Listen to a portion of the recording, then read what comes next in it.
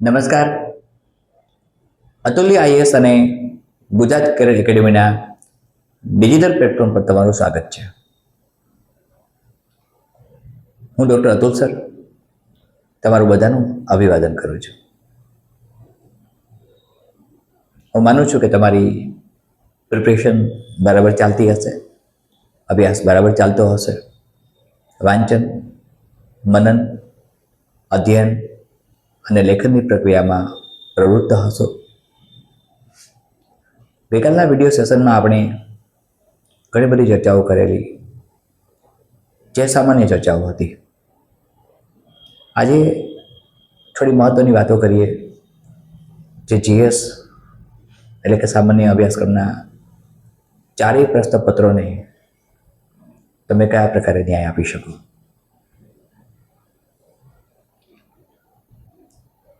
GPSC men's માટે મેં તમને કહ્યું હશે એ પ્રમાણે જ એક સુશિક્ષિત વ્યક્તિ, એક લિટરેટ પર્સન ઉત્તર કેમ આપી શકે છે, તેના પર જીપીએસસીએ પ્રાધાન્ય આપ્યું છે. સીધી વાત છે,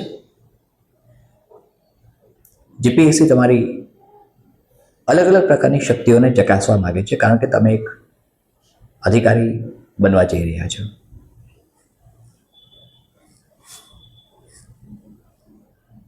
ડેપ્યુટી કલેક્ટર કે મામલતદાર, આ અધિકારીઓની એવી રેન્જ છે, એવી રેન્ક છે, જેમાં ઘણી બધી પરિસ્થિતિઓનો તમારે સામનો કરવો પડે છે. એટલે પબ્લિક સર્વિસ કમિશન કોઈ પણ સ્ટેટનું હોય કે યુપીએસસી, તમારી અલગ અલગ શક્તિઓને, તમારા વ્યક્તિત્વને ઓબ્ઝર્વ કરે છે, નિહાળે છે, ઇવેલ્યુએટ કરે છે, ચકાસણી કરે છે મેન્સ એક્ઝામ દ્વારા. એટલે મેન્સ તમારા વ્યક્તિત્વને, તમારા વિચારોને, તમારી શક્તિઓને પ્રસ્તુત કરે છે.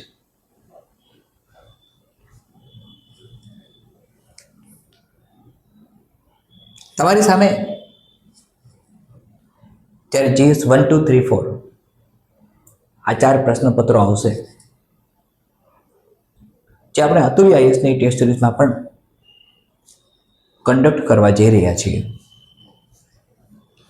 તેમાં ખૂબ જ મહત્વની વાત એ છે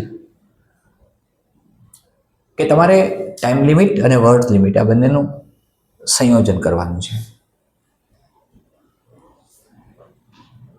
ટાઈમ લિમિટ તમારી પાસે ફિક્સ છે, નિયત છે, અને એ છે 180 મિનિટ્સ, એટલે કે 3 અવર્સ. જ્યારે શબ્દ મર્યાદાની વાત કરીએ છીએ, વર્ડ લિમિટની, ત્યારે તમને સમજાય છે કે 10 ક્વેશ્ચન્સ એવા પૂછાશે જેનું વેટેજ 15 માર્ક્સનું છે, અને તેની વર્ડ્સ લિમિટ પણ 150 વર્ડ્સની છે. 15 ક્વેશ્ચન 10 માર્ક્સના હશે, અને 5 ક્વેશ્ચન્સ 20 માર્ક્સના ઈચ ક્વેશ્ચન, ટોટલ 100 માર્ક્સ તેના થયા. એટલે આજે બને છે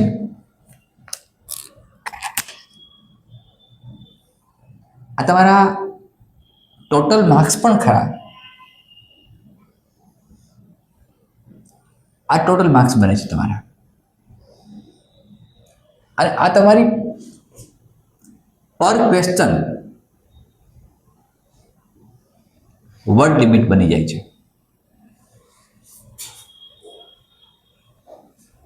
પર ક્વેશ્ચન વર્ડ લિમિટની જ્યારે વાત આપણે કરીએ,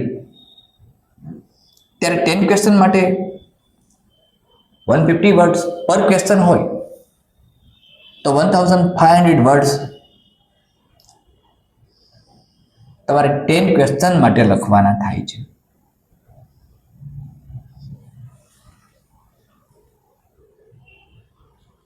આ જ રીતે બરાબર આ જ મેથડથી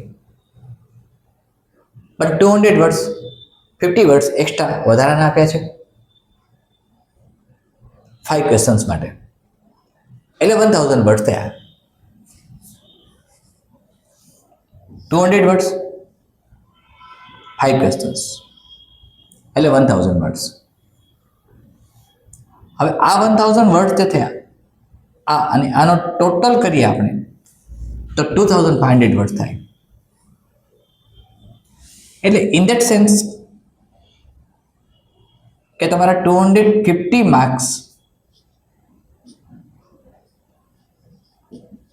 માટે તમારે 2500 વર્ડ્સ લખવાના છે.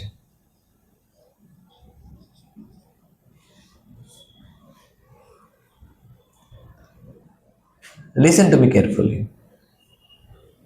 250 marks માટે 2500 વર્ડ્સ તમારે લખવાના છે. You need to write 2500 words for 250 marks. હવે તમે જ્યારે વિચારો છો ત્યારે તમને ખ્યાલ આવે છે કે 2500 આ મિનિમમ વર્ડ થયા અને આસપાસ, એટલે કે તમે 180 મિનિટ્સમાં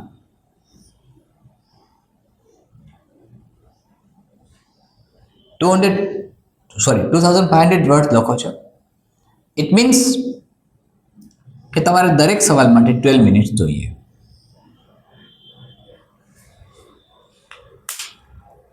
પણ અહીંયા કે જ્યાં તમે જુઓ છો તેમ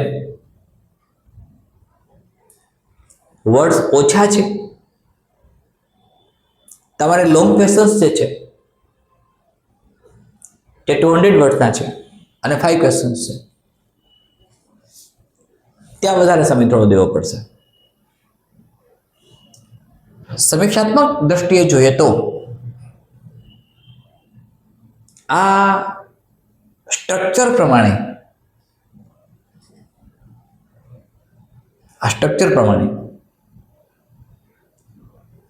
તમે જો એક ફ્રેમ બનાવો છો, તમે જો એક પ્લાનિંગ કરો છો, તમે જો એક મેપ બનાવો છો, તમે જો એક ચોક્કસ ડિરેક્શન નક્કી કરો છો, તો તમને કોઈ જ મુશ્કેલી નહીં આવે લેખન કૌશલ્યને પ્રસ્તુત કરવામાં. પણ તમારું લેખન કૌશલ્ય કયા પ્રકારનું છે? ગઈકાલે આપણે જીપીએસસીની ગાઈડલાઈન વાંચેલી કે પ્રશ્નના ઉત્તર માટે સુશિક્ષિત વ્યક્તિ કયા પ્રકારે વિચારી શકે, કયા પ્રકારે લખી શકે તેવું જીપીએસસીની માગણી છે, તેવું જીપીએસસી ઈચ્છે છે.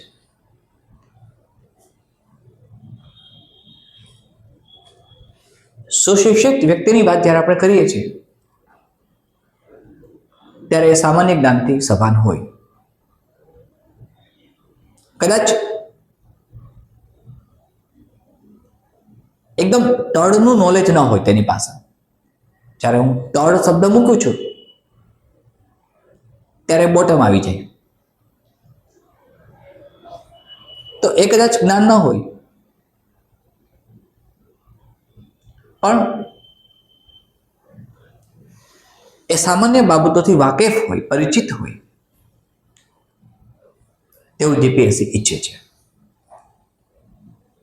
એટલે આપણે આ તરફ જઈએ છીએ ત્યારે તમારું લેખન કૌશલ્ય શાબ્દિક મર્યાદા અને સામયિક મર્યાદા, સમયની મર્યાદા, આ બંનેને કન્સિડર કરે છે.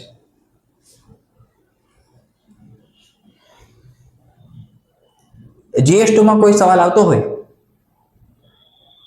કે ભારતીય સમાજ વ્યવસ્થા,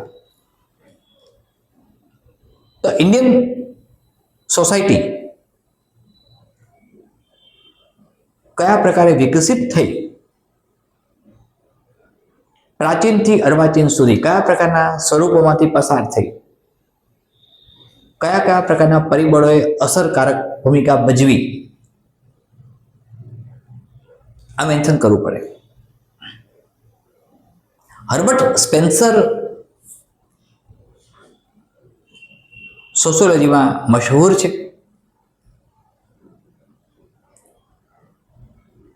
તેમના કેટલાક અભિગમો જે સામાજિક વ્યવસ્થાના પાયા સુધી લઈ જાય છે તે વિચારવા જેવા છે. પણ ત્યારે ટ્રિગરિંગ કર્યું હોય ભારતીય સમાજ વ્યવસ્થા, ત્યારે તમે આર્યવ્રતથી શરૂ કરી શકો છો અને અત્યારની મોડર્ન ઇન્ડિયન સોસાયટી સુધી પહોંચો છો. એક જર્ની કરો છો જે આર્યવ્રતથી શરૂ થાય. આર્યવ્રત કોને કહેવાય એ વિષ્ણુ પુરાણમાં સરસ સમજાવ્યું છે. આર્યવ્રત શું હતું એ તમે જ્યારે વૈદિક એજ ભણ્યા ત્યારે શીખી ગયા છો કે આર્યો કોણ હતા, આર્યો કેવી રીતે આવ્યા, ક્યાંથી આવ્યા, આર્યોનું ભારતીય સંસ્કૃતિમાં યોગદાન કર્યું છે, સાથે વેદ ઉપનિષદો, આ બધા વિશે ભણી ગયા, બધા વિશે તમે અધ્યયન કર્યું છે. તો આર્યવ્રતના સમયની વ્યવસ્થા અને અત્યારની વ્યવસ્થા, મોડર્ન આધુનિક ભારતીય વ્યવસ્થા, જ્યારે સામાજિક વ્યવસ્થા આવે ત્યારે માત્ર સમાજનો વિચાર નથી કરતા આપણે, પણ અલગ અલગ પ્રકારના ડિમેન્શનમાં જઈએ છીએ. જેમ કે ભાષા, બોલી, પહેરવેશ, ધાર્મિક વિધિઓ, ધર્મો, પ્રદેશો, સંસ્કૃતિઓ, આહાર શૈલી, આ બધી જ વાતોનો સમાવેશ કરીએ છીએ. અને આપણે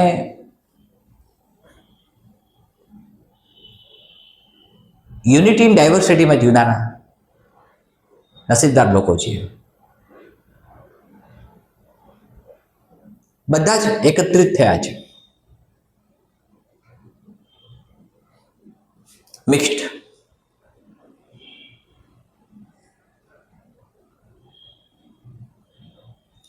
લેટિન ભાષામાં એક વર્ડ છે હિટ્રો.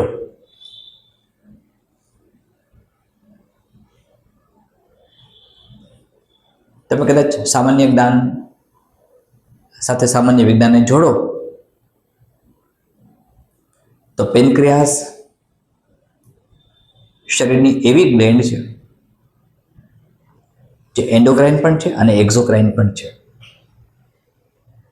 જેમાંથી ઇન્સ્યુલિનનું સિક્રેશન થાય છે.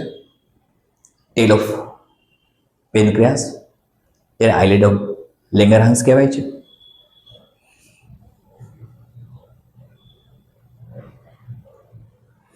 તો તમારે તમારા અભ્યાસમાં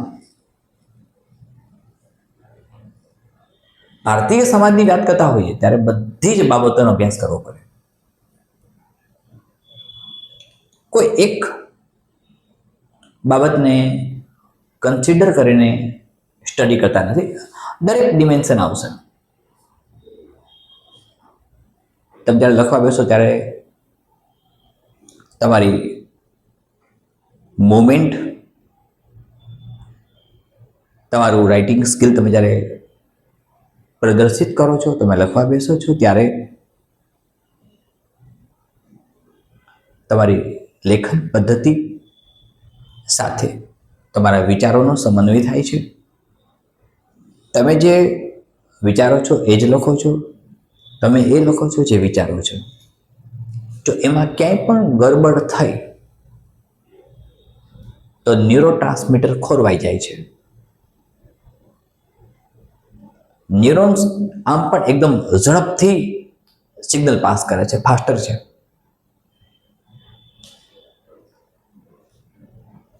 એટલે એવું બની શકે તમે કંઈક લખવા માંગો છો અને કંઈક લખાઈ જાય છે. આવું ઘણાની સાથે બન્યું હશે. અથવા ક્યાંક વિચારો જ નહીં બનતા હોય કે શું લખવું, ક્યાંક મેપ જ નહીં બનતો હોય કે કયા પ્રકારનો મેપ બનાવવો. તો જ્યારે ભારતીય સમાજ વ્યવસ્થાની વાત આપણે કરીએ, GS2માં એક પોઈન્ટ આવે છે તમારા કન્ટેન્ટ મુજબ છે. એ પોઈન્ટ હું તમને વાંચી સંભળાવું. તો એ પોઈન્ટમાં જે વિગત આપી છે આપણે તેનો અભ્યાસ કરીએ. GS2માં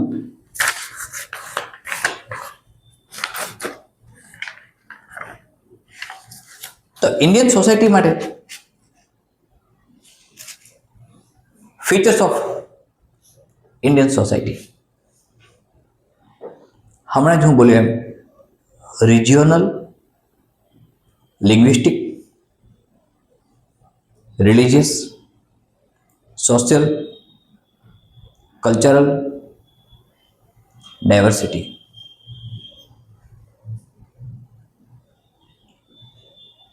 I told a sentence, unity in diversity, and the same word is given here. અને એ જ શબ્દ અહીં આપ્યો છે GPSC એ, વિવિધતામાં એકતા. સામાજિક વિભાજન, સોશિયલ ડિવિઝન. મનુસ્મૃતિમાં જે આપ્યું છે એની વાત પણ આપણે પછી કરીશું. વર્ણ વ્યવસ્થા અને ઘણું બધું. કૌટુંબિક માળખું, સ્ટ્રક્ચર ઓફ ફેમિલી. ફેમિલીને ડિફાઇન કરવું પડે. અને ફેમિલીની ડેફિનેશન, પરિવાર એટલે શું, ફેમિલી એટલે શું, ફેમિલી કોનાથી બને, કેવી રીતે બને. પછી જોઈન્ટ ફેમિલી સાથે સિંગલ પેરેન્ટ, આ બધું જ ઇન્ડિયન સોસાયટીમાં આવ્યું. સાથે વિમેન, મહિલાઓ, સમાજ વિકાસ, ભારતીય સમાજના મહિલાઓની બદલાતી ભૂમિકા. ભારતીય સમાજમાં ભૂમિકાઓ જે બદલાય છે મિત્રો, મહિલાઓનું યોગદાન જબરદસ્ત થાય છે. જ્યાં તેમને ચોક્કસ પ્રકારના રાઇટ્સ મળવા જોઈએ એ મળવા માંડ્યા છે. અને તમને ખ્યાલ છે, તમે ભણી ગયા હશો એ પ્રમાણે ગાંધીયન ફિલોસોફી કે જે અહિંસા પર ચાલે છે, અહિંસાના સિદ્ધાંત પર ચાલે છે, એ મહાત્મા ગાંધીએ ડાંગના દાદી તરીકે ઓળખાતા પૂર્ણિમાબેન પકવાસાને હાથમાં સ્ટીક, લાકડી રાખવાની છૂટ આપી હતી અને જરૂર પડે ઉપયોગ કરવાની પણ મંજૂરી આપી હતી. આ એક કોમન એક્ઝામ્પલ મેં તમને આપ્યું કે મહિલાઓની ભૂમિકા કયા પ્રકારે અસરકારક છે ભારતીય સંસ્કૃતિમાં. ઘણા ઉદાહરણો તમારી સામે છે જે પ્રાચીન સમયથી અર્વાચીન સમય સુધીના લઈ શકીએ આપણે. પ્રાચીન સમયમાં વિદુષી ગાર્ગી, લોપામુદ્રા, ઘણા બધા એક્ઝામ્પલ્સ તમારી સામે આવશે. અને અર્વાચીન તરફ જઈએ છીએ ત્યારે બદલાતી મહિલાઓની ભૂમિકામાં ઘણી બધી વાતોનો સમાવેશ આપણે કરીએ છીએ.